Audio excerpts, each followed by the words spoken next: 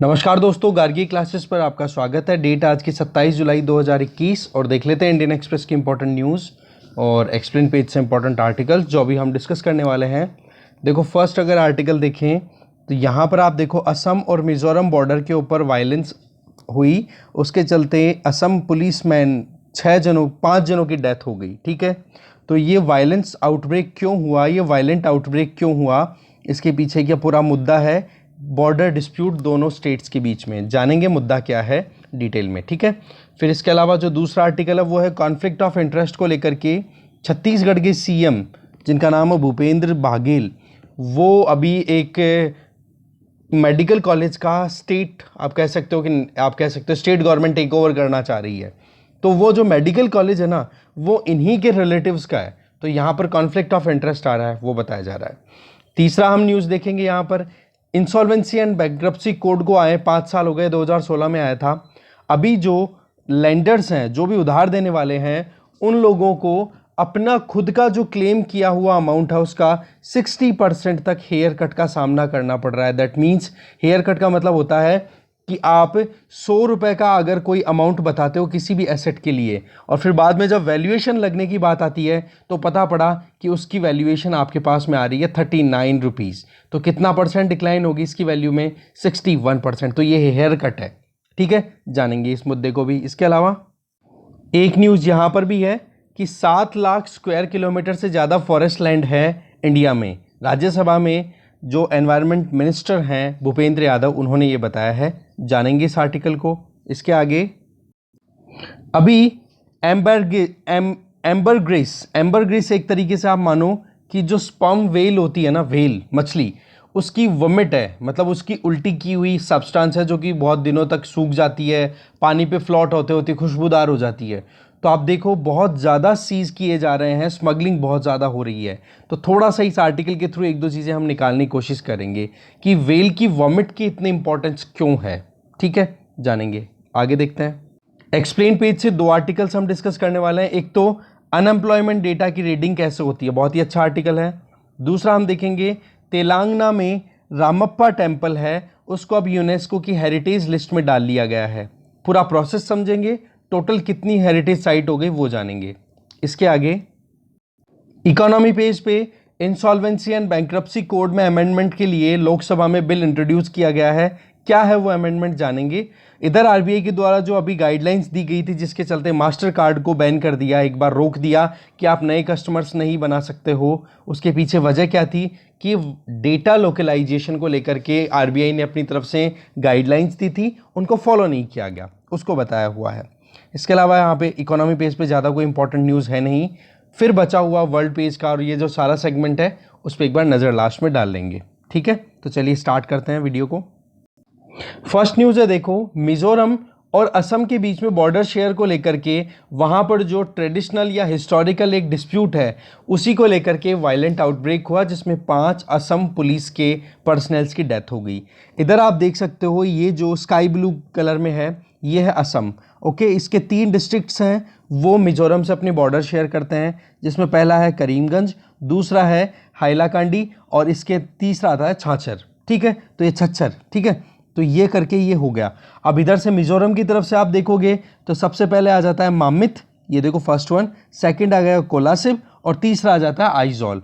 ऐसे करके 3 डिस्ट्रिक्ट्स हो गए मिजोरम के और 3 ही हो गए असम के। और यहाँ पर ये जो बॉर्डर डिमार्केटेड है इसको लेकर के डिस्प्यूट है। असम बोलता है कि थोड़ा सा एक्सटेंडेड इधर मिजोरम की तरफ है और मिजोरम बोलता है कि ये बॉर्डर एक्सटेंडेड असम की तरफ है। ये है डिस्प्यूट। अब इसमें देखो बात क्या है, 165 किलोमीटर की असम मिजोरम के बीच में जो बॉर्डर शेयर होती है दोनों स्टेट्स के बीच की, वो ब्रिटिश कॉलोनियल पीरियड के टाइम पे डिमार्केटेड है। ओके, और उस अगर ज्योग्राफिकल पॉइंट ऑफ व्यू से देखा जाए तो बराक रिवर फ्लो होती है उधर से, और वहीं पर चाय के बागान भी बहुत सारे हैं। और ये जो 2 स्टेटमेंट मैंने बता दिए, स्टेटमेंट मैंने अभी जो बताए, बराक रिवर भी फ्लो होती है इधर से, कहाँ? मिजोरम, असम और त्रिपुरा वाले रीजन से, और यहाँ पर चाय के बागान भी है। ये स्टेटमेंट एज इट इज़ आपको प्रीलिम्स के प्रीवियस क्वेश्चन ईयर पेपर में मिल जाएंगे। 2013-14, मुझे एग्जैक्टली फिगर नहीं ध्यान है कौन से साल में आया था, हो सकता है 2015 में आया हो। ठीक है, ये क्वेश्चन था बराक वैली से रिलेटेड कि नॉर्थ ईस्टर्न इंडिया में लोकेटेड है, बराक वैली में वहाँ पे चाय की खेती होती है, ऐसे स्टेटमेंट्स थे। और एक ये था कि बराक रिवर जो है वो, मुझे ध्यान नहीं आ रहा किस रिवर के ट्रिब्यूटरी, ऐसे कुछ क्वेश्चन था, तो आप ध्यान रखें इसका ना। तो बराक वैली से रिलेटेड एक बार सर्च कर लेना। तो पॉइंट क्या है, बराक वैली होगी और साथ में यहाँ पर चाय के बागान भी हैं। अब होता क्या है कि 3 डिस्ट्रिक्ट तो हो गए, हमने अभी देखे असम की तरफ से, छच्छर, हैलाकांडी और हो गए करीमगंज, ठीक है। तो ऐसे में 19th सेंचुरी के मिड से अराउंड ये 1873-75 के लगभग की बात है, तब ब्रिटिशर्स ने डिमार्केट कर दिया था कि हाँ जी, मीजो हिल्स जो, या फिर मिजोरम में जो रहने वाली मीजो ट्राइब्स है जो कि नॉर्मली लुसाई हिल्स में रहती है। अब लुसाई हिल्स कहाँ पर आगे आपको याद रह जाएगा, मिजोरम में लोकेटेड है। तो ये डिमार्केशन अगस्त 1875 में आता है और उसी डिमार्केशन को लेकर के मिजोरम वाले कंसिडर करते हैं कि हाँ जी, ये डिस्प्यूटेड एरिया जो है ना 165 किलोमीटर जो बॉर्डर एरिया है उसके आसपास का, बोलो वो हमारा है, क्योंकि ब्रिटिशर्स ने हमें दिया था। उसके पीछे वजह कि जो मीजो ट्राइब के उस टाइम पे लीडर थे उनके साथ में कंसल्टेशन की गई थी, उस कंसल्टेशन के बेसिस पे डिमार्केशन किया गया था। और उस टाइम पे ब्रिटिशर्स ने असम गैजेट के अंदर वो प्रिंट भी किया था, ठीक है। ऐसे में 5 बार ब्रिटिशर्स ने ये बाउंड्री ड्रॉ की थी, जिसमें लुसाई हिल्स और छछर जो प्लेन्स हैं, जो बराक वैली वाला रीजन है, इनको डिमार्केशन के बेसिस पे डिवाइड किया था। पर कंसल्टेशन किसके द्वारा की गई थी, मीजो चीफ के द्वारा। तो ये जो पॉइंट है ना, इस पॉइंट को आप थोड़ा ध्यान से देखें। ये जो डिमार्केशन था, इस डिमार्केशन को बोला गया था inner line reserve forest demarcation. मतलब ये था कि 3 ऐसे स्टेट्स जिनका नाम अगर मैं बोलूं, अरुणाचल प्रदेश, नागालैंड और मिजोरम, तीनों में ट्राइबल लोग ज़्यादा रहते हैं। तो इन तीनों के जो इकोलॉजिकल फ्रेजाइलिटी है, साथ में वहाँ पर कल्चरल जो वहाँ के खुद के कल्चरल एथोज हैं या फिर जो एथनिसिटी है, उसको ज़्यादा डाइवर्ट या वेरिएशन ना आए, उसके लिए ब्रिटिशर्स ने वहाँ पर क्या कह दिया था कि भाई इनर लाइन रिजर्व जो है ये फॉरेस्ट डिमार्केशन हम करते हैं। इसके पीछे ब्रिटिशर्स का तो टारगेट कुछ और था, उसमें ये चाह रहे थे कि जो भी ब्रिटिश सब्जेक्ट कौन थे, इंडियंस यहाँ पर नॉर्थ ईस्ट में आकर के बिजनेस ना करने लग जाए, क्योंकि यहाँ पर चाय के बागान थे, पेड़ पौधे बहुत सारे थे। तो ऐसे में जो नेचुरल रिसोर्सेज थे उनको एक्सप्लॉइट कर रहे थे ब्रिटिशर्स, तो उन्होंने ये डिमार्केशन कर दिया था। और उसी के बेसिस पे जो पार्ट अभी डिस्प्यूटेड है असम और मिजोरम के बीच में, वो पार्ट मिजो ट्राइब के लोग या मिजोरम के लोग क्या मानते हैं कि वो हमारा है, क्योंकि हमारे यहाँ पर जब मिजो चीफ के साथ में 1875 में जो डिस्कशन हुआ था, उसके बेसिस पे वो बॉर्डर हमारे हाथ लगती है, वो हिस्सा हमारा है। देखो 1933 में आप देखो बाउंड्री जब डिक्लेयर की गई थी ना, लुसाई हिल्स के बेसिस पे एक तो मणिपुर को डिमार्केट किया गया था, ठीक है। तो मणिपुर की जो बॉर्डर है अगर उसको देखें तो एक बार मैप पे चलते हैं। यहां पर आप देख सकते हो इधर असम आ गया, इधर मिजोरम आ गया और यहां से मणिपुर की बॉर्डर स्टार्ट हो रही है स्ट्राई जंक्शन से, ठीक है। इसी की बात की जा रही है। तो ऐसे में जो बॉर्डर मिजोरम मानता है उस बॉर्डर का डिमार्केशन 1875 में हो जाता है। फिर उसके बाद में आपको पता ही है डिमार्केशन तो 1875 में कर दिया था, मिजोरम को एक अलग से टेरिटरी बना दी पर डिवीज़न नहीं किया था। फिर उसके बाद में हम इंडिपेंडेंट होते हैं, इंडिपेंडेंस के बाद में यूटीज़ के तौर पे इन स्टेट्स को अलग किया जाता है नॉर्थ ईस्ट में। असम सबसे पहले मेन था, सबसे बड़ा। असम में से 1963 में नागालैंड एक स्टेट के तौर पे निकाल दिया जाता है। अरुणाचल प्रदेश को 1972 में निकाल दिया जाता है एक यूटी के तौर पे, जिसको पहले नॉर्थ ईस्टर्न फ्रंटियर एजेंसी बोला जाता था, नेफा। फिर आप देखो मेघालय को भी एक यूटी के तौर पे 1972 में निकाल दिया गया था और मिजोरम को भी 1972 में एक यूटी के तौर पे निकाल दिया जाता था। तो यहाँ से एक प्रीलिम्स का क्वेश्चन और तैयार हो गया कि नॉर्थ ईस्ट के कौन कौन से स्टेट्स हैं जिनको यूटी के तौर पे डिमार्केट किया गया था पहले। तो उनमें एक तो अरुणाचल प्रदेश आ जाएगा, एक मेघालय आ जाएगा और एक मिजोरम आ जाएगा। 3 तो आपको आंसर आने ही चाहिए, ठीक है। बाकी लक्ष्मीकांत में वो डिटेल दी हुई है, वो आप देख लोगे। स्टेट रीऑर्गेनाइजेशन के बारे में देखते हो तो मिजोरम का मानना तो क्या है कि जी हमारे यहाँ पर हम वही मानेंगे जो मिजो चीफ साथ में डिस्कशन के बाद में 1873-75 में डिस्कशन हुआ और 1933 के अंदर जो फाइनलाइज कर दी गई थी डिमार्केशन। और अभी जो है इंडिपेंडेंस के बाद में असम का ये कहना है कि जो डिस्प्यूटेड टेरिटरी है 165 किलोमीटर बॉर्डर लाइन के आसपास की, वो बोले हमारी है। तो ये है पूरा मुद्दा, ठीक है। और तो एक बार ये आप जरूर देखें इनर लाइन फॉरेस्ट डिमार्केशन क्या है वो देखते हैं पहले एक बार डिटेल में। ये देखो आपके सामने इनर लाइन परमिट सिस्टम। देखो इसमें क्या है, इनर लाइन परमिट सिस्टम का कॉन्सेप्ट, इंडियन सिटीजन्स को विजिट करने से दूर रखने के लिए ये इनर लाइन परमिट सिस्टम लाया गया था। नॉर्थ ईस्टर्न स्टेट्स में और पर्टिकुलरली 3 स्टेट्स में लगाया हुआ है। किस पे? अरुणाचल प्रदेश, नागालैंड और मिजोरम। इसमें क्या होगा कि अगर इंडियन सिटीजन जैसे आप और मैं अगर वहां पे जाएं इन तीनों स्टेट्स में घूमने के लिए, तो हमें परमिशन लेनी पड़ेगी आईएलपी की। उसमें टाइम पीरियड स्पेसिफाई कर दिया जाएगा कि आप इतने दिनों तक इन स्टेट्स में रह सकते हो, फिर उसके बाद में आप उस परमिशन लेकर के स्टे करोगे, नहीं तो आप वापस आ जाओगे। तो ऐसे क्या हो गया? Inner line permit, that means Indians को भी परमिशन लेनी पड़ेगी इन 3 स्टेट्स में घूमने के लिए। तो एक तो ये ध्यान रखें, ये जो सिस्टम है, ये concept inner line permit system का ये शुरू कर दिया था कॉलोनियल टाइम पे ही, जब बंगाल की eastern frontier regulation act of 1873 लाया गया था। तो ब्रिटिशर्स ने जो एक रेस्ट्रिक्शन वाले रेगुलेशंस अप्लाई किए थे, जिसमें ये था कि कोई भी आउटसाइडर का मतलब जो भी इन स्टेट से बाहर के हैं, नॉर्थ ईस्ट से बाहर के हैं, उन लोगों को वहां पर जाने से रोका जाए। इसका मतलब कौन हो गए? वो ब्रिटिश सब्जेक्ट्स हो गए, हम लोग हो गए, हमारे पूर्वज हो गए। उन लोगों को वहां पर ट्रेड से रोकना था। ठीक है, तो ये था पूरा मुद्दा। अब जैसे जैसे टाइम भी था, तो फिर वहां पर आपको पता ही है कि जो बायोडाइवर्सिटी का नाम लेकर के, कल्चरल इश्यूज को लेकर के, और ट्राइबल लोग वहां पे रहते हैं, तो उनके प्रोटेक्शन के लिए ये inner line protection system continue कर दिया है। ठीक है, आगे चलते हैं। फिर नेक्स्ट न्यूज़ है, देखो, कॉन्फ्लिक्ट ऑफ इंटरेस्ट से रिलेटेड। छत्तीसगढ़ के चीफ मिनिस्टर भूपेश बाघेल, देखो, इन्होंने अभी प्रपोजल दिया है एक बिल को, एक लॉ को, कि हम एक प्राइवेट कॉलेज को एक्वायर करेंगे स्टेट कॉलेज के तौर पे, स्टेट गवर्नमेंट के अंडर में हम ले लेंगे। पर जब इन्वेस्टिगेशन हुई तो पता पड़ा कि इनके सन इन लॉ, मतलब इनकी बेटी के हस्बैंड और उनके रिलेटिव्स की ही वो प्राइवेट कॉलेज है। तो ये है पूरा मुद्दा। तो कॉन्फ्लिक्ट ऑफ इंटरेस्ट आ गया कि भाई आप ही खरीदने वाले हो और आपके रिश्तेदार ही बेचने वाले हैं, तो आप तो ज़्यादा से ज़्यादा पैसा दिलाओगे अपने रिश्तेदारों को, अपनी बेटी की इज्जत बचाने के लिए, कि हाँ जी मेरे पिताजी ने आपको इतने पैसे दिलाए, मेरी बात मानो। तो ये कॉन्फ्लिक्ट ऑफ इंटरेस्ट बेटी के लिए तो चलो ठीक है, पर समस्या आ जाती है पूरे देश के लिए, या फिर लॉ, जो आप जिस सिस्टम के लिए काम कर रहे हो, सिस्टम के लिए चैलेंजिंग हो जाता है। तो स्टेट गवर्नमेंट जो है वो अभी एक बिल लाने की कोशिश कर रही है, और उस बिल के अंदर जो Chandulal Chandrakar memorial medical college, जो कि दुर्ग डिस्ट्रिक्ट है छत्तीसगढ़ में, वहां पर एक्वायर की जाएगी।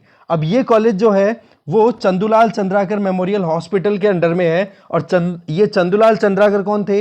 ये कांग्रेस के फॉर्मर एमपी रह चुके हैं लोकसभा में 5 बार, और ये इनके रिलेटिव भी हैं। ठीक है, तो ये चीज है मेन मुद्दा, कॉन्फ्लिक्ट ऑफ इंटरेस्ट, कि चीफ मिनिस्टर रिश्तेदारों को पैसा ज्यादा दिलाने की कोशिश कर रहे हैं इस बिल के तहत। ठीक है, आगे चलता है, एक सेकेंड। हाँ, नेक्स्ट जो न्यूज है वो है इंसॉल्वेंसी एंड बैंक्रप्सी कोड से संबंधित, कि 5 साल हो गए, 2016 में आया था, और अभी तक जो भी लैंडर्स है जिन्होंने उधार दिया था कंपनीज को, और वो कंपनीज पैसा नहीं लौटा पाई, और आईबीसी की प्रोसीडिंग्स में वो लग चुकी हैं, उसके बावजूद लैंडर्स को जितना क्लेम करना था, जितना उन्होंने क्लेम किया, उसका 61% तक उनको हेयर कट करना पड़ा है। ठीक है, तो ये चीज़ जो है वो क्या है? डिस्करेजिंग है। कौन फिर जल्दी से जाएगा कि हाँ वाकई में हमें आईबीसी का यूज़ करके और फिर बाद में प्रोसीडिंग्स कंसिडर करनी चाहिए, जिससे कि पैसा वापस निकाला जा सके, जो भी कंपनियां डूबी हुई हैं उनमें से।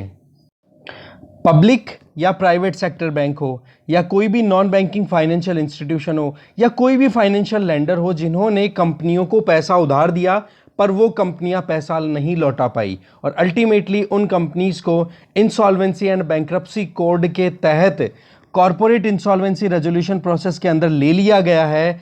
तो अब इन सभी का मिलाकर ये फाइनेंशियल इंस्टीट्यूशन जिन्होंने उधार दिया है ना, इनको फिर बाद में अपना जो हिस्सा, जो इन्होंने पैसा उधार दिया था, वो जब क्लेम करते हैं ना, तो उसमें लगभग 61.2% के लगभग हेयर कट को एडमिट करना पड़ रहा है जब से आईबीसी आया है। तो आप देखो, 100 रुपए इन्होंने उधार दिए ना, तो इनको 39 रुपए तक मिलने तक का स्कोप बन रहा है रिटर्न।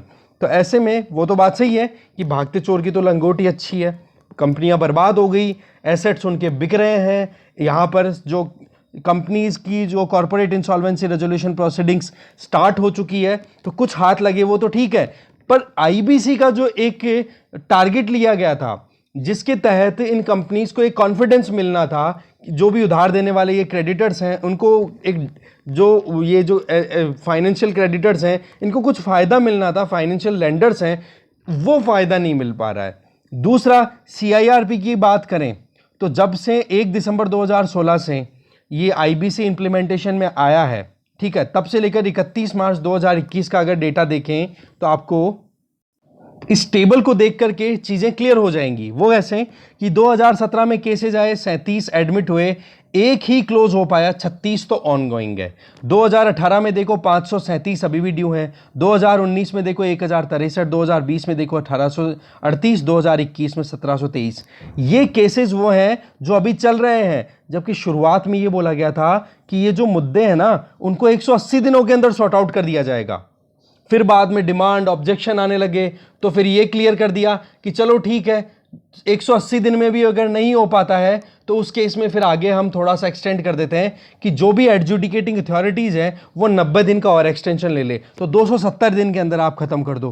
पर केस आप देखो कि 348 दिन एवरेज निकल के आ रहा है और बहुत सारे केसेस अभी भी ड्यू पड़े हैं। तो ऐसे में IBC insolvency and bankruptcy code को लाने के पीछे जो प्रोविजंस थे वो कहीं ना कहीं फेल होते हुए दिखाई दे रहे हैं। तो ये जो चीज़ है ना, टारगेटेड मैनर में जो काम होना चाहिए था वो ना होना क्या हो जाता है, फिर बाद में कानून के तहत जो कार्रवाई होनी चाहिए उनमें डिस्करेजमेंट आता है और लोग फिर अट्रैक्टेड फील नहीं करते हैं। तो वो चीज़ हो जाती है ना, तो फिर आपको पता है इसका असर फिर इन्वेस्टमेंट पे भी दिखाई देता है सीधा का सीधा।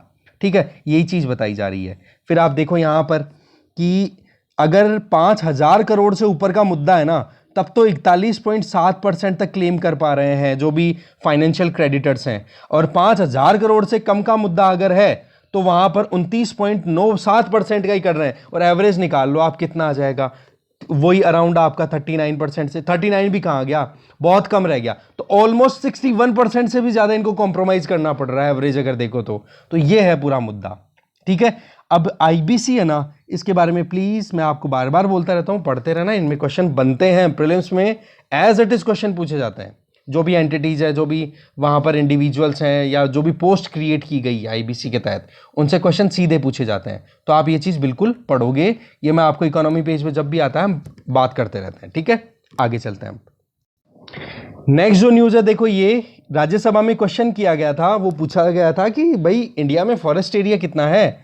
तो हमारे जो एनवायरनमेंट मिनिस्टर है भूपेंद्र यादव जी, उन्होंने बताया कि 7 लाख स्क्वायर किलोमीटर से ज़्यादा का एरिया है फॉरेस्ट लैंड में अगर इंडिया की बात की जाए तो। ठीक है, तो एग्जैक्ट फिगर देखो तो 7,67,419 स्क्वायर किलोमीटर है। और ये डेटा किसके बेसिस पे है, India state of forest report of 2019। ये हर 2 साल में कंडक्ट होती है। देखो 2021 का जो है वो कोविड के वजह से नहीं हो पा रहा है, पर अभी भी हमारे पास में जो डेटा अवेलेबल हो 2019 का है, ये लेटेस्ट मान के चलो आप। ठीक है, तो ये रिप्लाई दिया गया है। ओके, और अभी तक बात करें फॉरेस्ट बोलते किसको है यार, जंगल की डेफिनेशन की बात करें तो वो डेफिनेशन ही नहीं है हमारे एक्ट्स में। यहाँ देखो आप कि अभी तक किसी भी हमारे यहाँ पर सेंट्रल लॉ के तहत, चाहे वो इंडियन फॉरेस्ट एक्ट ऑफ 1927 हो या फॉरेस्ट कंजर्वेशन एक्ट ऑफ 1980 हो, सेंट्रल गवर्नमेंट ने सीधा सा कहा है कि कोई क्राइटेरिया ही नहीं है जिससे कि हम फॉरेस्ट को डिफाइन कर सकें। ये सारा का सारा एग्जीक्यूटिव जो है वो अपने हिसाब से डिसाइड कर सकते हैं। ठीक है, फिर इसके बाद में आप देख सकते हो कि ट्राइबल लोग जो रहते हैं फॉरेस्ट लैंड में रह रहे हैं उनके पॉइंट ऑफ व्यू से देखा जाता है। फिर बाद में रेवेन्यू डिपार्टमेंट ने किस तरीके से डिमार्केशन कर रखा है, वो सारे मुद्दों के हिसाब से फिर फाइनलाइज कैटेगराइजेशन कर दिया जाता है कि हाँ जी फॉरेस्ट लैंड इतनी है हमारे यहाँ पर, ट्राइबल लोगों के हैबिटेशन। ठीक है, साथ में जो रेवेन्यू डिपार्टमेंट है उन्होंने क्या डिमार्केशन ले रखा है अलग अलग स्टेट्स में, उसके हिसाब से फिर ओवरऑल कैलकुलेट किया जाता है। तो ये फिगर था, थोड़ा ध्यान रखें, ये काम में आ जाता है, मेंस में भी काम आ सकता है, प्रीलिम्स में भी क्वेश्चन पूछा जा सकता है, कोई बड़ी चीज़ नहीं है। ऐसा ही क्वेश्चन आगे सोचो, एक बार इमेजिन करो कि वर्ड फॉरेस्ट की कोई डेफिनेशन ही नहीं है इंडिया में किसी लॉ के अंदर, तो आप तो ये सोचोगे ना, एक बार तो पढ़ा हुआ नहीं होगा कि अरे यार हाँ यार ऐसा कैसे हो सकता है, फॉरेस्ट तो कहीं ना कहीं डिफाइन कर ही रखा होगा, और आप उसको स्टेटमेंट को गलत कर दोगे, जबकि स्टेटमेंट आपके सामने इसी तरीके से स्ट्रेट फॉरवर्ड क्वेश्चन ऐसे आते हैं। ठीक है, आगे चलते हैं। फिर नेक्स्ट देखो, spike in ambergris seizures link to awareness about its value, break down of smuggling routes. Basically मुद्दा क्या है सबसे पहले तो ये है, ये क्या है? एम्बरग्रिस। देखो एम्बरग्रिस का मतलब है कि एक वेल की एक स्पीसी है जिसका नाम है स्पर्म वेल, ठीक है। जब वो वॉमिट कर देती है या उसकी बॉडी में गया हुआ कंटेंट अगर बाहर निकल जाता है कैसे भी, ठीक है, चाहे वो एक्सक्रीटा के फॉर्म में निकले या फिर वो वॉमिट के तरीके से, उल्टी के तरीके से बाहर निकले, और फिर वो बाहर निकल करके, जैसे कोई भी फिश खाई है उन्होंने, ठीक है, अब वेल्स क्या है, फिश ही खाएंगी, तो वो बाहर निकल गया, और वो जो वॉमिट है वेल की, जब उसके जो भी पर्टिकुलर सब्सटेंस वो जो पेट से बाहर निकला है उसके चिपक के कुछ निकलता है वेल के पेट से भी, ठीक है, जो भी लिक्विड है, जो भी केमिकल्स हैं वो, अब उस टाइम पे तो वो बहुत ज़्यादा गंदी स्मेल मारते हैं, ठीक है। और फिर होता क्या है कि वो डेड हो जाते हैं, जो भी स्पीसी, जो भी मछली को वेल ने खाया और वो उसने उगल दिया वापस से, तो वो क्या करेगा, डेड बॉडी हो गई और उसके ऊपर वो वेल का जो सब्सटेंस है वो भी चिपका रहेगा, और फिर वो पानी पे फ्लोट होते रहते हैं लंबे समय तक, और लंबे समय तक फ्लोट होते होते होते होते वो जो गंदी स्मेल थी वो फिर कन्वर्ट हो जाती है फ्रेग्रेंस में, खुशबू में, और इसी से क्या बन जाती है फिर इसकी डिमांड। तो वेल की वॉमिट जो होती है ना, अगर स्पर्म वेल की वॉमिट होती है तो उसको बोला जाता है एम्बरग्रिस, और उसी की स्मगलिंग को सीज करना बहुत ज़्यादा देखा गया है अभी महाराष्ट्र वाले रीजन में। वजह क्या है, लोगों में अवेयरनेस आ गई कि भाई ये तो करोड़ों रुपए का सामान है, करोड़ों में बिकता ही है। तो देखो अभी क्या है, कल परसों एक न्यूज़ भी थी, कल परसों का मतलब हो गया 1-1.5 महीने पहले की, ओमान के अंदर मछुआरों को मिली थी इसी तरीके से, ठीक है, वेल की वॉमिट, और वो करोड़पति बन गए, अभी रातों रात करोड़पति बन गए थे। तो ऐसे में 6 सीजर्स देखे गए एम्बरग्रिस के, ठीक है। तो हाईलाइट क्या आ गया कि ये जो ल्यूक्रेटिव ट्रेड है जिसमें बहुत पैसा लगता है, उसको आप देखो कि पिछले कुछ हफ्तों के अंदर, कुछ महीनों में बहुत कुछ ट्रेड देखा गया है, मतलब स्मगलिंग देखी गई है, पकड़ी गई है। इसमें आप वैल्यू देखो आप इसकी कि 1 किलोग्राम एम्बरग्रिस की अगर वैल्यू देखो ना तो लगभग 1 करोड़ रुपए मिलती है। अब आप सोचो, और इसका यूज किया जाता है किसमें, खुशबूदार है, परफ्यूम बनाने में। और इसका मेन काम क्या है, ये एक तरीके से जो परफ्यूम की जो खुशबू है ना उसको स्टेबलाइज करती है लंबे समय तक। एक बार आपने परफ्यूम लगाया, लंबे समय तक टिकेगी उसकी खुशबू, तो इसलिए परफ्यूम जो होता है ना वो बहुत टॉप क्वालिटी के बनते हैं, ठीक है। अब ये डेवलप कैसे होता है वो मैंने आपको शॉर्ट में बता दिया। देखो यहां से कि एम्बरग्रिस क्या होता है, एक इंटेस्टिनल सीक्रेशन है स्पर्म वेल का, ठीक है। होता क्या है, जो कि कोट है वो शार्प या hard part of the cuttle fish या स्क्विड, इनको खाते हैं। ये मैमल का फेवरेट फूड है, जो भी ओशन मैमल्स हैं उनके फेवरेट फूड है, इनको खाया जाता है।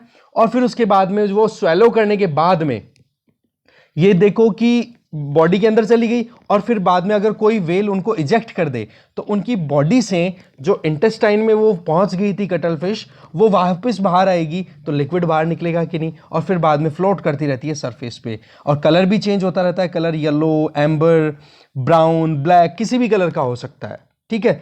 फ्रेश एम्बरग्रिस की अगर बात करें तो फीकल ऑर्डर आता है, मतलब बहुत ही गंदी बदबू आती है, और फिर बाद में फ्लोट होते होते आपको पता ही है खुशबूदार हो जाता है, और खुशबूदार के बाद में आपको पता ही है 1 किलोग्राम के 1 करोड़ रुपए मिल जाते हैं, हो गए करोड़पति। ये खेल है। अच्छा, हमारे यहां पर स्मगलिंग क्यों बोली गई है, मुद्दा क्या है, वो ये देखो कि अगर अब मान लो ये चीज पता पड़ गई कि करोड़पति बन सकते हैं, तो लोग तो फिर बाद में ये जो स्पर्म वेल है इसकी हंटिंग पोचिंग करना शुरू कर देंगे कि भाई वेल उल्टी खुद से नहीं कर रही है तो हम करवा लेंगे काट के उसका पेट, ठीक है। तो वो हो गई क्या, आपकी पोचिंग हुई कि नहीं, इलीगल हंटिंग हुई कि नहीं। तो ऐसे में हमारे यहाँ पर जो वाइल्ड लाइफ प्रोटेक्शन एक्ट है 1972 का, उसके शेड्यूल 1 में इसको प्रोटेक्शन प्रोवाइडेड है स्पर्म वेल को। तो ऐसे में अगर एम्बरग्रिस की सेलिंग या खरीद फरोख्त की जाती है ना तो हमारे कानून के खिलाफ है। तो ऐसे में ये चीज आप समझ गए होंगे। अब ये आगे चलिए नेक्स्ट आर्टिकल है रीडिंग अनएम्प्लॉयमेंट डेटा। देखो मुद्दा कुछ ऐसा है, अभी एनएसओ के द्वारा, नेशनल स्टैटिस्टिक्स ऑफिस के द्वारा periodic labour force data release किया गया है। उस डेटा की हमने कल परसों इकोनॉमी पेज पे डिटेल भी ले ली थी, बस उसका एनालिसिस हो रहा है, तो एक्सपेंड करके हम समझ पाएंगे चीज़ों को। ओके, तो डेटा है पिछले 12 महीनों का, 4 क्वार्टर्स का, ठीक है। आप देखो कि जुलाई में 2019 जुलाई से लेकर के जून 2020 तक का ये डेटा है, पर सरप्राइज दिखाई दे रहा है इस रिपोर्ट के हिसाब से। अगर देखें सरप्राइजिंग ट्रेंड क्या, एक तो अनएम्प्लॉयमेंट रेट वो डिक्लाइन हुई है, और दूसरी लेबर फोर्स पार्टिसिपेशन जो है वो इंक्रीज हुआ है। तो ये सरप्राइज जो वर्ड है ना, इसी के चलते ये सारा इन्वेस्टिगेशन है कि अनएम्प्लॉयमेंट रेट है वो तो डिक्लाइन कर रही है, और वाह बेरोजगारी कम हो रही है इंडिया में, और दूसरा लेबर फोर्स पार्टिसिपेशन है वो इंक्रीज हो रहा है, मतलब ज्यादातर लोग जो हैं वो काम करने के लिए जागरूक हो रहे हैं। तो सबसे पहले तो देखो कुछ बेसिक्स को समझते हैं। अगर पिछले एक दशक की बात करें तो दो मेन चीजें इंडिया को हमेशा से परेशान करती आई है। एक तो क्या, अनएम्प्लॉयमेंट रेट ज्यादा रहना, और दूसरा लेबर फोर्स में लोगों का कम पार्टिसिपेशन। मतलब ये हो गया, लेबर फोर्स पार्टिसिपेशन का मतलब हो गया कि टोटल इंडिया की पॉपुलेशन का वो हिस्सा जो कि इकोनॉमिक एक्टिविटीज में पार्टिसिपेट करना चाहता है, जॉब करना चाहता है, इन शॉर्ट। ठीक है, तो ऐसे में इंडिया की लेबर फोर्स पार्टिसिपेशन जो है वो 40% से कम रही है। ठीक है, पिछले एक दशक की अगर बात करें, अब 100 जने काम करने के काबिल हैं पर फिर भी वो काम नहीं करना चाह रहे। मैं फिर से एक बार थोड़ा सा बेसिक्स बता देता हूं। एक तो होती है वर्क फोर्स, इसका मतलब हो गया 15 से लेकर के 59 साल के लोग पूरे, जो भी इंडिया में रहते हैं, इंडियन सिटीजन्स। ठीक है, नंबर 1। नंबर 2, लेबर फोर्स कौन होते हैं? इन 15 से 59 साल के लोग जो कि काम करने लायक हैं, उनमें से जो लोग काम करना चाहते हैं, सीक टू पार्टिसिपेट। ठीक है, तो वो लेबर फोर्स हो जाएगी। और अनएम्प्लॉयमेंट रेट कौन सी हो जाएगी कि इस लेबर फोर्स में जो कि काम करने वाले लोग हैं, करना चाहते हैं, उनमें से किन लोगों को काम नहीं मिल रहा, उसका आप ओवरऑल लेबर फोर्स का परसेंटेज निकाल लो, वो अनएम्प्लॉयमेंट रेट आ जाएगी। तो आप देखो, लेबर फोर्स पार्टिसिपेशन इंडिया में 40% है, जबकि ग्लोबल नॉर्म्स में आप देखो 60% है। चाइना में 76% है, इंडोनेशिया में 69% है। तो आप समझ गए होंगे कि 100 जनों में से इंडिया में 40 जने हैं वो ही कमाने की इच्छा रखते हैं। अब इसके पीछे क्या हो सकता है? इसके पीछे बहुत सारे वजह होगी जो हम आगे देखेंगे। दो इंपॉर्टेंट फैक्टर्स हैं। तो ये तो होगी लेबर फोर्स पार्टिसिपेशन का लेवल। दूसरी चिंता की बात रहती है अनएम्प्लॉयमेंट रेट की। तो परसेंटेज अगर देखी जाए लोगों की, जो लेबर फोर्स के वो लोग जिन लोगों को नौकरी नहीं मिल रही है, वो उन लोगों का परसेंटेज आप कैलकुलेट कर लो, वो अनएम्प्लॉयमेंट रेट हो जाएगी। और वो इंडिया में लगभग 6% या इससे ज्यादा रहता है, जो कि ग्लोबली या रीजनली आप देखोगे उससे ज्यादा है। तो हमारे यहां पर बेरोजगारी भी ज्यादा है और लोग काम भी कम करना चाहते हैं या काम कम करने के लिए आगे आ रहे हैं, दोनों चीजें। पर यहां रिपोर्ट क्या शो कर रही है? ट्रेंड हमने देखा, रिपोर्ट क्या शो कर रही है? बोला अनएम्प्लॉयमेंट रेट है वो भी डिक्लाइन कर गई और लेबर फोर्स पार्टिसिपेशन है वो राइज हो गई। तो फिर थोड़ा सा क्वेश्चन उठना शुरू होता है कि ऐसा क्या? सवाल यह है, देखो, जब कभी भी लो लेबर फोर्स पार्टिसिपेशन हो, हाई अनएम्प्लॉयमेंट रेट हो, तो इसका मतलब यह हो गया कि इंडिया में अभी भी अपनी सारी पॉपुलेशन का बहुत छोटा हिस्सा जो है वो प्रोडक्टिव कामों में एंगेज्ड है। पहला ये तो इंडिकेशन ये निकल के आता है, अगर लेबर फोर्स पार्टिसिपेशन कम है, एम्प्लॉयमेंट रेट ज्यादा है, अनएम्प्लॉयमेंट रेट ज्यादा है। तो दूसरा कि इकोनॉमी इतनी ज्यादा कंड्यूसिव नहीं है कि नई जॉब्स क्रिएट कर सके और लोगों को रोजगार दे सके। इन दोनों चीजों से ये निकल के आता है। तो अब ये जो ट्रेंड हमने देखा, ये तो हो गया ट्रेंड। अब रिपोर्ट की बात करें पीरियोडिक लेबर फोर्स की, उसमें क्या बोला जा रहा है कि लेबर फोर्स पार्टिसिपेशन तो इंक्रीज हुआ है और यूईआर अनएम्प्लॉयमेंट रेट डाउन हुआ है। इसका मतलब इंडियन इकोनॉमी अच्छा परफॉर्म कर रही है, जॉब्स क्रिएट कर रही है, लोग ज्यादा से ज्यादा पार्टिसिपेट कर रहे हैं। इसीलिए सरप्राइज हो रहा है, क्योंकि जबकि जीडीपी जो है वो तो 2019-20 के टाइम पे 4.2% से ग्रो कर रही थी, और ऐसा माना जाता है कि जीडीपी ग्रो करती है तो फिर बाद में दूसरे सेक्टर्स ग्रो करना शुरू करते हैं। हाँ, ये बात ठीक है कि जीडीपी ग्रो करे, इसका मतलब ये नहीं है कि पीरियोडिक ये जो लेबर फोर्स पार्टिसिपेशन ये इंक्रीज होगा या फिर जो अनएम्प्लॉयमेंट रेट है वो डाउन होगा, ये जरूरी नहीं है। पर अगर लेबर फोर्स पार्टिसिपेशन इंक्रीज हो रहा है और अनएम्प्लॉयमेंट रेट डाउन जा रही है, तो जीडीपी के बढ़ने के पूरे चांसेस हैं। समझ गए होंगे कि आप जीडीपी से ये चीजें डिडक्ट करो कि हाँ जी एम्प्लॉयमेंट भी बहुत हो गया, लेबर फोर्स भी पार्टिसिपेशन इंक्रीज हो रहा है, ये कहना थोड़ा डाउटफुल रहता है। क्योंकि जीडीपी तो एक आदमी आज 10 रुपए कमाता है, कल उसने इस बिजनेस एक्सपेंड करके 1000 का भी कर लिया, वो बात अलग है कि थोड़ा बहुत बिजनेस एक्सपेंड किया, मतलब जीडीपी में जितना रेशियो आएगा उसका चेंज का, उतना लेबर में आए कोई जरूरी नहीं है। क्योंकि इनइक्वालिटीज भी तो बहुत है ना इंडिया में। 1% लोगों के पास में लगभग 45% इंडिया की जीडीपी है, आप ये मान के चलो, इतना पैसा है इंडिया, वेल्थ है सॉरी इंडिया की। तो वो इनइक्वालिटीज भी आ गई। और जीडीपी में जब भी कभी आप पढ़ते हो तो जीडीपी की लिमिटेशंस यही आती हैं कि फिगर बताती नहीं है, कि ट्रांसपेरेंट मैनर में ये पता पड़ जाए कि कितने लोगों के पास में रोजगार है, कितने बेरोजगारी की वजह से परेशान है। तो जीडीपी तो 4.2% से आपकी ग्रो कर रही थी, फिर कैसे कह सकते हो जी कि आपके यहाँ पर अनएम्प्लॉयमेंट रेट है वो डाउन गई और लेबर फॉर पार्टिसिपेशन इंक्रीज हुआ है। तो ये जो रिजल्ट है इसी के कंटेक्स्ट में हम देखते हैं। तो यहाँ पर 3 एनुअल रिपोर्ट्स आई है, ठीक है, जो पार्टिसिपेशन ऑफ लेबर फोर्स की अगर बात करें तो 2017-18 के जो डेटा था उस टाइम पर तो बहुत सारे एडिशंस आए थे। उस टाइम पर अगर आपने करंट अफेयर पढ़ना शुरू किया था ना तो ये बातें लिखकर के आ रही थी कि इंडिया में पिछले 45 साल की हाईएस्ट अनएम्प्लॉयमेंट रेट चल रही है।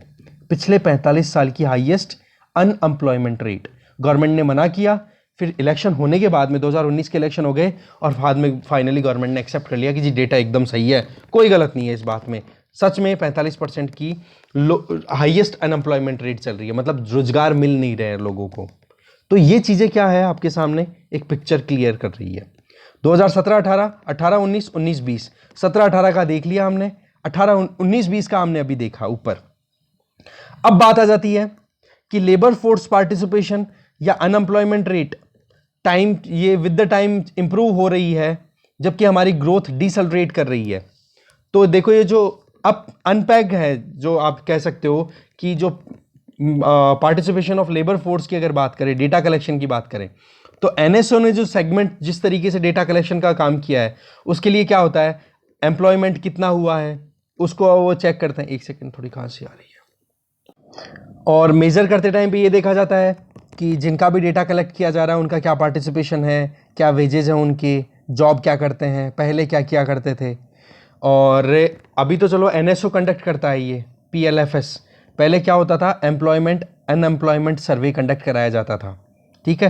तो ये ध्यान रखेंगे, पहले तो क्या होता था, एम्प्लॉयमेंट अनएम्प्लॉयमेंट सर्वे कंडक्ट होता था, अब उसकी जगह क्या होता है, पीएलएफएस सर्वे कंडक्ट कराया जाता है एनएसओ के द्वारा, नेशनल स्टैटिस्टिकल ऑफिस के द्वारा। तो बात ऐसी आती है, पीएलएफएस जो कैलकुलेशन है अनएम्प्लॉयमेंट की, वो कैसे, 2 तरीके इसमें बताए जा रहे हैं। इसमें टर्म ऑफ रेफरेंस पीरियड देखा जाता है कि कितने टाइम के लिए आप कैलकुलेट करते हो। तो एक तो होता है US, that is usual status. आज मैं आपसे पूछूं कि भाई आप नौकरी कर रहे हो जी, आप बोलोगे हाँ। मैं पूछूंगा पिछले 365 साल, मतलब एक साल में कहाँ कहाँ काम किया, क्या क्या वेजेज रहे, तो ये तो हो गया यूजुअल स्टेटस कि आज आपने इंक्वायरी, तो जस्ट पिछले एक साल का आपका क्या स्टेटस था वो बताओगे। Number 1 clear. Number 2, current weekly status, CWS। इसमें क्या होगा, आज मैं आपसे पूछ रहा हूं जी आपका एम्प्लॉयमेंट स्टेटस क्या है, आप पिछले 7 दिन का बताओगे। तो ज्यादातर जो एनएसओ है वो रिलाय करता है यूजुअल स्टेटस पे कि पिछले एक साल में क्या ट्रेंड रहा। ये जो हमारे यहां पर डेटा कलेक्शन का जो तरीका है या जो प्लान करने का तरीका है ये लेबर फोर्स पार्टिसिपेशन के लिए, ये थोड़ा सा चेंज है ग्लोबल नॉर्म्स में। जैसे कि इंटरनेशनल लेबर ऑर्गेनाइजेशन करें तो उनका अलग तरीका है, या प्राइवेट सेक्टर की प्रैक्टिसेस में आप देखते हो बार बार CMI का डेटा आता रहता है, जैसे कि CMI की फुल फॉर्म होगी centre for monitoring Indian economy, तो इनका अलग मेथड है। CWS मेथड की अगर बात करो, ये कौन सा आ गया, करंटली वीकली स्टेटस। ये देखो ग्लोबल नॉर्म के आसपास में है, पर हम डिपेंड किस पे कर रहे हैं, यूजुअल स्टेटस वाले पे, ठीक है। तो आप जो इंटरनेशनल स्टैंडर्ड्स फॉलो किए जा रहे हैं उनसे थोड़ा डिफरेंट वेरिएशन देखोगे यहाँ इंडिया में। फिर बात आ जाती है एक्सपर्ट्स का क्या ओपिनियन है, ये रिडल सॉल्व कैसे करोगे, ये क्वेश्चन कैसे सॉल्व करोगे कि वाकई में हमारे यहाँ कितना अनएम्प्लॉयमेंट है। और ये जो अभी हमने क्वेश्चन देखे कि भाई आप एक चीज़ बताओ कि ट्रेंड तो इंडिया में अनएम्प्लॉयमेंट रेट ज़्यादा, लेबर फोर्स पार्टिसिपेशन डाउन, उसके बावजूद ये उल्टा कैसे ट्रेंड आ रहा है। तो जो एक्सपर्ट है संतोष मेहरोत्रा जी, जो कि एसोसिएटेड है यूनिवर्सिटी ऑफ बैथ, ठीक है, यूके की यूनिवर्सिटी, उससे साथ एसोसिएटेड है। उनका ये कहना है कि जो अभी देखा गया है राइज इन LFPR और फॉल इन UER, इन दोनों चीजों को आप थोड़ा सा ध्यान से देखो इन डेप्थ, तो ये एनुअल रिपोर्ट्स का जो ट्रेंड है वो तो आपको कॉन्ट्राडिक्शन में दिखा रहा है पिछले ट्रेंड्स के कंपैरिजन में। पर एक चीज हमें ध्यान रखनी पड़ेगी, यहां से देखो कि LFPR इंक्रीज हुआ है, इसके पीछे वजह क्या है कि नॉर्मल जो अपॉर्चुनिटीज है ना जॉब्स की, वो तो हो रही है खत्म और लोग जो है वो सेल्फ एम्प्लॉयमेंट की तरफ जा रहे हैं। क्योंकि जब से देखो डिमोनेटाइजेशन इंप्लीमेंट हुआ है तब से जो इनफॉर्मल सेक्टर में काम, इनफॉर्मल सेक्टर की तो आप बात ही नहीं करते हो, सबसे बड़ी बात तो ये आ जाती है, ठीक है, करते भी हो तो इतना कवरेज नहीं होता है। इसके अलावा सेल्फ एम्प्लॉयमेंट की तरफ लोग ज़्यादा रुझान में चले गए। तो कोई अगर अपनी खुद की एक बाइक के ऊपर पेटिस रख के पीछे कार्टन सेट करके और पेटिस बेच करके आ रहा है, गलियों में घूमता फिरता, वो पेटिस बिक गई तो ठीक, नहीं बिकी तो मजबूरी उसकी क्या करे। तो बोले इस तरीके का एम्प्लॉयमेंट हुआ है इंडिया में। तो एम्प्लॉयमेंट एक्चुअल में फॉल हुआ है। इवन वेजेस जो हैं, जो उनका कमाई थी, वो भी डाउन हुई है। दूसरा जो पॉइंट यहाँ पे बताना चाह रहे हैं कि आप ये देखो कि जो CWS मतलब जो करंट वीकली सर्वे के हिसाब से आप देखो ना, तो आपको अनएम्प्लॉयमेंट रेट की अगर बात करो ना, तो वो फॉल नहीं, एक्चुअल में अनएम्प्लॉयमेंट रेट राइज होती हुई दिखाई देगी। पर आप यूजुअल स्टेटस की बात करते हो 1 साल का, तो उसमें मोर और लेस अगर आप 365 दिन में कोई 6 महीने भी काम करता है, 6 महीने काम भी नहीं करते हो, तो डेटा मैनिपुलेशन का स्कोप बन जाता है। तो ये 2 स्कोप ऑप्शन बता रहे हैं यहाँ पर, ठीक है। तो यही सारी चीज़ें हैं, देखो जी। और तो बाकी CWS मेथड ज़्यादा एक्यूरेट बताया जा रहा है, पर हम यूजुअल स्टेटस वाले को फॉलो करते हैं। यूजुअल और कॉमन स्टेटस वाला हमने देख लिया। करंट वीकली स्टेटस मतलब पिछले 7 दिन की आप बात करोगे, और जो यूजुअल स्टेटस है उसमें 365 दिनों की बात करोगे, आज से अगर बात करते हो पिछले। ओके, आगे चलते हैं अब। नेक्स्ट देखो, तेलंगाना टेम्पल को यूनेस्को की हेरिटेज लिस्ट में कंसिडर कर लिया है। ये है रामप्पा टेम्पल, पलमपेट, तेलंगाना, ठीक है। यूनेस्को की वर्ल्ड हेरिटेज साइट में इंक्लूड कर लिया है। ये 13वीं शताब्दी का रामप्पा टेम्पल है, ठीक है, वर्ल्ड हेरिटेज साइट में। अच्छा, क्यों मैटर करता है जी वर्ल्ड हेरिटेज साइट? यार वर्ल्ड में रिकॉग्निशन मिलता है, आप यूनिवर्सल वैल्यू गेन कर लेते हो, सब लोग जानना शुरू कर देते हैं। और घूमने कोई आता है तो ज़रूर एक बार लिस्ट देखेगा कि हाँ जी यहाँ पर कौन कौन से इंपॉर्टेंट साइट्स हैं जिनको हमें घूमना चाहिए। तो ऐसे में 10 क्राइटेरियाज हैं यूनेस्को के, उसके बेसिस पे डिक्लेयर किया जाता है कि हाँ जी किसको हम डिक्लेयर करेंगे वर्ल्ड हेरिटेज साइट के तरीके से। वो देखो, हेरिटेज हो सकती है, वो नेचुरल भी हो सकती है, वो मिक्स भी हो सकती है, ठीक है। तो यहाँ पर आप देखो क्राइटेरिया क्या होता है डेफिनेशन का, ये देखो एकदम क्लियर दिया हुआ है। कल्चरल या फिर नेचुरल सिग्निफिकेंस का हो, एक्सेप्शनल हो, या फिर एक्सेप्शनल आपकी वैल्यूज हो उस पर्टिकुलर प्लेस की, नेशनल बाउंड्रीज के बीच में कन्फाइंड हो, ठीक है, कॉमन इंपॉर्टेंस के साथ में हो, और फ्यूचर जनरेशंस के लिए भी वो रेलेवेंट बनी रहे, और ह्यूमैनिटी पॉइंट ऑफ व्यू से देखो तो आउटस्टैंडिंग उनकी इंपॉर्टेंस हो। तो 10 सिलेक्शन क्राइटेरिया होते हैं, जिसमें एक तो देखो कि masterpiece of human creative genius, that means दिमाग से इतनी शानदार चीज बनाई हुई हो, या फिर important interchange of human values क्यों बहुत ज्यादा हाईलाइट किया हुआ है। तो ये सारी चीजों को ध्यान में रख करके किया जाता है। तो 44th session of world heritage committee UNESCO की हुई थी चाइना में, और उसी में ये डिक्लेयर किया गया। और हमारे प्राइम मिनिस्टर ने ट्वीट भी कर दिया फिर बैक टू बैक। टेम्पल की अगर बात करें तो ये थोड़ा इंपॉर्टेंट हो जाता है art and culture point of view से। देखो, रामप्पा टेम्पल जिसको बोला जा रहा है रुद्रेश्वर टेम्पल, ठीक है, ये सिचुएटेड है वारंगल डिस्ट्रिक्ट ऑफ तेलंगाना के पास में। आप देखो इसमें इंस्क्रिप्शन जो लिखी हुई है वो 1213 की बताई जा रही है। बताया जाता है कि इसको बनवाया था काकतीय जनरल रिचरला रुद्र रेड्डी के द्वारा। पीरियड था, और उस टाइम पे रूलर कौन था? काकतीय रूलर थे गणपति देवा। तो गणपति देवा के टाइम पे ये जनरल थे उनके, ठीक है, उन्होंने ये बनवाया था। रामप्पा का जो मेन टेम्पल है वो शंकर भगवान का मंदिर है। इसमें बहुत सारे छोटे टेम्पल्स और भी हैं, ठीक है। ये बात बताई गई Raghuvendra Singh, secretary of ministry of culture, और मिनिस्ट्री ऑफ कल्चर के तहत ही archaeological survey of India operate करता है। आगे चलो जी, इसमें मेन जो स्टोन काम में आया है वो सैंडस्टोन, बलुआ पत्थर काम में आया है। बीम्स हैं, पिलर्स हैं, कार्व्ड ग्रेनाइट भी यूज हुआ है, और साथ में आप देखोगे और डॉलराइट भी यूज हुआ है इसमें। साथ में जो इनर सेंक्टम है, मेन जो गर्भगृह है, वहां पर पोरस ब्रिक्स, मतलब एक तरीके से ऐसी ईंटों से बनाया हुआ है जो हल्की भी है, और पोरस का मतलब आसानी से मतलब हवा पानी पास हो सके, ये कह सकते हैं हम, ठीक है, उससे बनाया हुआ है। स्कल्पचर ये है वहां पर, या ब्रैकेट फिगर्स ज्यादा देखने को मिलेंगे आपको। इसके अलावा लिस्टिंग की बात करें तो देखो, सबसे पहले तो यूनेस्को की एक नॉमिनेशन लिस्ट बनती है। उस नॉमिनेशन लिस्ट में फिर वोटिंग होती है और उसके बाद में फाइनलाइज किया जाता है। अब नॉमिनेशन लिस्ट की अगर बात करें तो ये रामप्पा टेम्पल को कंसिडर करना शुरू कर दिया था 2019 में।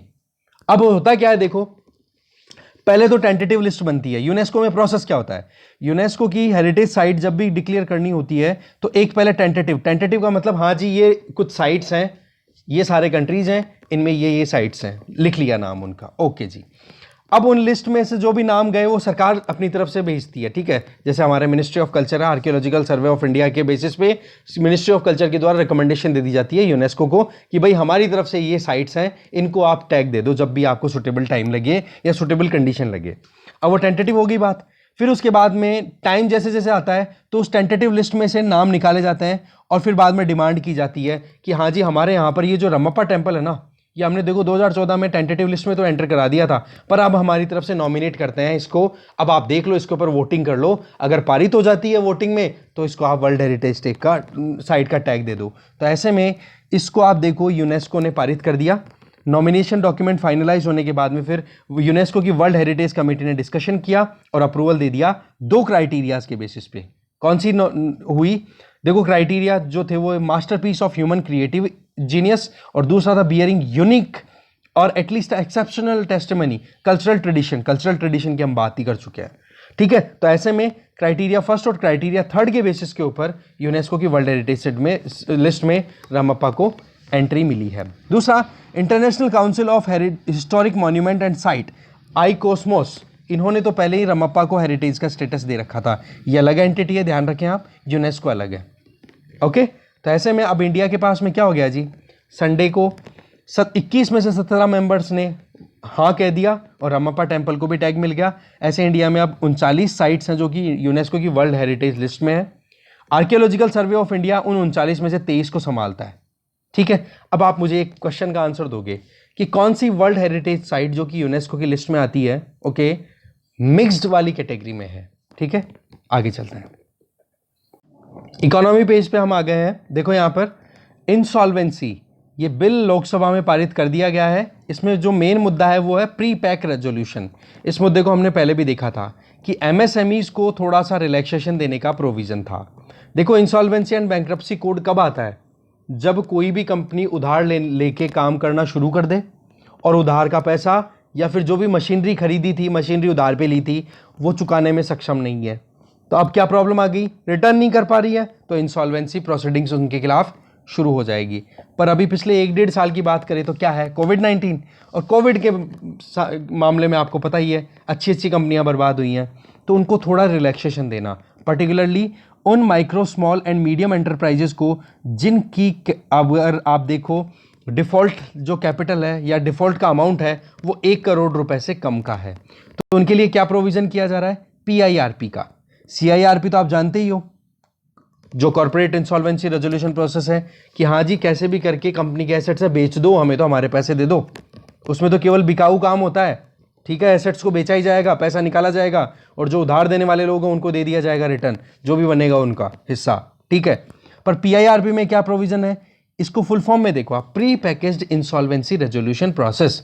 इसमें क्या होगा कि जो भी कॉर्पोरेट डेटर हैं, जो भी प्राइवेट कंपनियां जिन्होंने उधार लिया है, वो लोग अपनी तरफ से प्लान बना करके दे देंगे, ठीक है। वो प्लान क्या देंगे कि हाँ जी हम जो है इस प्लान के बेसिस पे काम करना चाहते हैं और इस प्लान से आने वाले 1 साल, 1.5 साल या 2 साल के अंदर हम पैसा रिटर्न करने की क्षमता पा लेंगे। तो ये प्री प्लान में क्या हो गया, ये कॉर्पोरेट डेटर्स का जो है ना मैनेजमेंट इनके हाथ से नहीं निकलेगा, एक ऑप्शन इनको दिया जाएगा। पहली बात क्लियर। दूसरी बात, अब मान लो इन्होंने जो कॉर्पोरेट डेटर्स ने प्लान दिया उससे बेटर प्लान कोई बाहर का बंदा दे रहा है, बाहर का दूसरा एक ग्रुप दे रहा है, वो कह रहा है कि हमें दो ये कंपनी सरकार, आप हमें दो, हम करेंगे देखो इसके अंदर आपका बढ़िया काम और आपको अच्छा पैसा रिटर्न देंगे। तो वो जो तीसरी पार्टी आ गई ना, वो अगर इन कॉर्पोरेट डेटर से अच्छा ऑप्शन दे दिया तो इसको अच्छा ऑप्शन दे दिया और उस अच्छे ऑप्शन के बारे में फिर इन कॉर्पोरेट डेटर से बात की जाएगी, जो ऑलरेडी एग्जिस्टिंग मैनेजमेंट है उनसे बात की जाएगी कि भाई देख लो आपने तो हमें 15 मतलब इस तरीके से मान लो कि आपने तो हमें 50 लाख रुपए तक की बात की थी या 1 करोड़ रुपए तक की बात की थी, ये देखो आपके इधर ये 75 लाख में हमारा काम करके दे रहे हैं। तो ऐसे में वो क्या बोल करेंगे कि भाई इन कॉर्पोरेट डेटर्स को एक मौका देंगे कि भाई आप ये जो थर्ड पार्टी ने ऑप्शन दिया इसके हिसाब से आप कुछ कर सकते हो क्या और बेटर, अगर ये कर सकेंगे तो मैनेजमेंट कंटिन्यू रहेगा, नहीं तो इनको दे दिया जाएगा जो थर्ड पार्टी आई थी। इसको बोला जाता है स्विस चैलेंज। स्विस चैलेंज का मतलब कि आप जाते हो कोई आप टेंडर लेने हो, कोई ठेका लेते हो, वहाँ पहुँच गए, सड़क बनाने का ठेका है, कंपनियाँ हैं ABC। अब A ने बोला कि हम इस सड़क को 50 करोड़ में बना देंगे, B ने बोला हम इसको 30 करोड़ में, C ने बोला हम इसको 35 करोड़ में बना देंगे। अब फिर बाद में 30 करोड़ वाले की बात देखी, पर पता पड़ा कि नहीं यार इसके पास मटेरियल अच्छा नहीं है, ये तो बिगाड़ देगा मामला, चलो कैंसिल। अब आपके पास में 50 करोड़ और 35 करोड़ का मामला है।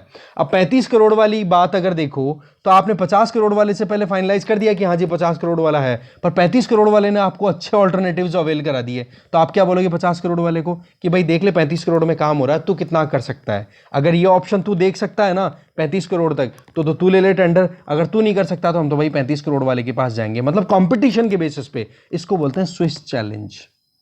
यही चीज यहां पर प्रमोट करने की कोशिश की जा रही है, जिसमें जो भी क्रेडिटर हैं उनको एक मौका दिया जाएगा।